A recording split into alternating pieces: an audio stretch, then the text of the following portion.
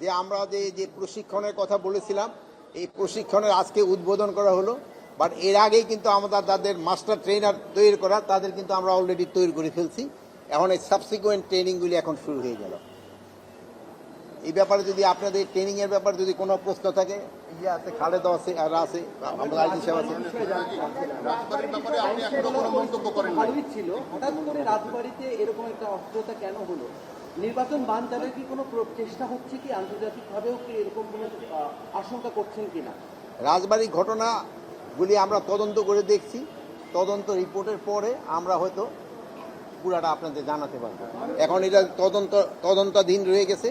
But এটা যারা করছে তাদের কিন্তু আমরা অলরেডি কয়েকজন যে পাঁচজনকে আইনের আওতায় নিয়ে আসছি, এবং তাদের জিজ্ঞাসাবাদের পরে আমরা হয়তো পুরো ঘটনাগুলি আরো জানতে পারবো। উপদেষ্টা, আপনারা তদন্ত করছেন, কিন্তু যাদের নেগলিজেন্সির কারণে অথবা যারা ইচ্ছাকৃতভাবে প্রশাসনে বসে থেকে এই ঘটনা ঘটিয়েছে, সেই বিসিএসপিকে প্রত্যাহার না করে সুষ্ঠু তদন্ত করা কি সম্ভব? কাদের নেগলিজেন্সি হয়েছে ওইটা তো তদন্তের পরে প্রমাণিত হবে।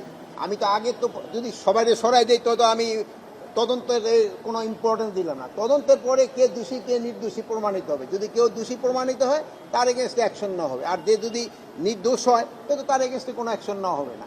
এখন তদন্ত না করে আমি কিভাবে বলবো যে সেই দোষী? এটা তো তবে আমাদের সেই ইসের মতো হয়ে যায়। জাতীয় নির্বাচনের আগে একটি বড় মব আমরা দেখলাম রাজবাড়িতে। এমন বাস্তবতায় হচ্ছে নির্বাচনে জনগণের যে অংশগ্রহণ, এটি বাধাগ্রস্ত করবে কিনা? না, জনগণের অংশগ্রহণ করো। জনগণ যে সময় নির্বাচনমুখী হয়ে যাবে, সেই সময় তাদের কেউ বাধা দিতে পারবে না। সেই সময় জনগণ যে সময় একদিকে চলে যাবে নির্বাচনের দিকে, সেই সময় তাদের কেউ প্রতিহত করতে পারবে না। তারা ভোট কেন্দ্রের দিকে যেতে থাকবে।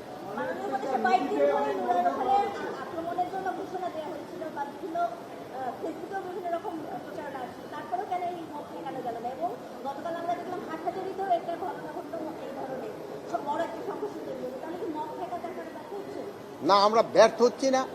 এখন যারা এটা মানে যে জিনিসটা করছে, একটা জিনিস আপনার খেলতে, আমরা কিন্তু খুব অসহিষ্ণু হয়ে গেছি। আমাদের কিন্তু ধৈর্য সহ্য করে নাই। যারা এটা করছে তাদের আমরা অবশ্যই আইনের আওতায় নিয়ে আসবো। প্লাস আপনাদের মাধ্যমে আমি একটা অনুরোধ করব, সবাই একটু ধৈর্যশীল হওয়ার জন্য। একটু যদি ধৈর্য না থাকে, কোনো কিছুতে কারো কোনো ধৈর্য নাই, সাথে সাথে মানে কথা এই যে দেখেন, আপনি যদি ধৈর্য ধরতে দিতেন, আমি তো হারাই, যেহেতু আপনার বয়স তো কম, আমার তো 70-এর উপরে বয়স, আমি তো বুঝে গেলাম। বলেন নেক্সট প্রশ্ন কি? শোনেন, আইন শৃঙ্খলা পরিস্থিতি এতদিন যেরকম ছিল, এই গত কয়েকদিনের ঘটনায় মানে আমি বলবো যে একটুখানি খারাপের দিকে গেছে। এটাকে আমরা আবার পুরা আগের দিকে যেন নিয়ে আসতে পারি, এই ব্যবস্থা করা। আর আরো আপনি মাননীয় উপদেষ্টা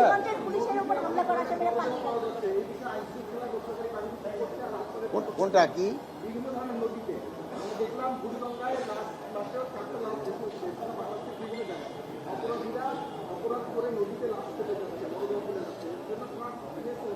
শোনেন, অপরাধীরা